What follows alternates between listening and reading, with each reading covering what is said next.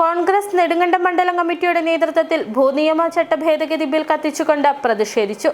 ഗാന്ധി സ്ക്വയറിൽ നടന്ന പ്രതിഷേധ പരിപാടിയിൽ മണ്ഡലം കമ്മിറ്റി അംഗങ്ങൾ, പ്രവർത്തകർ തുടങ്ങിയവർ പങ്കെടുത്തു.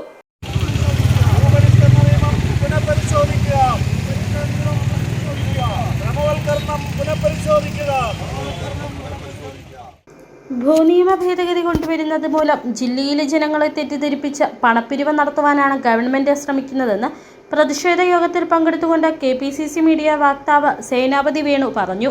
കേരളത്തിലെ മൊത്തം ജനങ്ങളെയും, പ്രത്യേകിച്ച് ഇടുക്കി ജില്ലയിലെ ജനങ്ങളെ അതിസാരമായി ബാധിക്കുന്ന പ്രശ്നം എന്നുള്ള നിലയിൽ ഈ ഭൂപതിവ് ചട്ട ഭേദഗതി ബില്ല് പിൻവലിക്കുകയും കൃഷിക്കാർക്കും ഭൂവുടമകൾക്കും അനുകൂലമായ തീരുമാനം ഗവൺമെന്റ് ഭാഗത്ത് ഉണ്ടാകണം.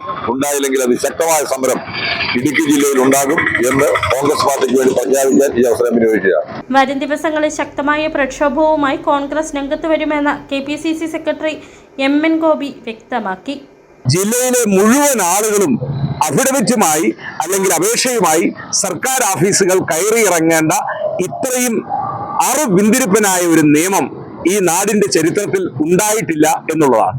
നേതാക്കളായ MN Gopi, Senapathi Venu, MS Maheswaran, Joy Kunnuvila, Shihab Eettikkal, Reji Asharikkandam, Anil Kattupara, VA Joseph തുടങ്ങിയവർ പ്രസംഗിച്ചു.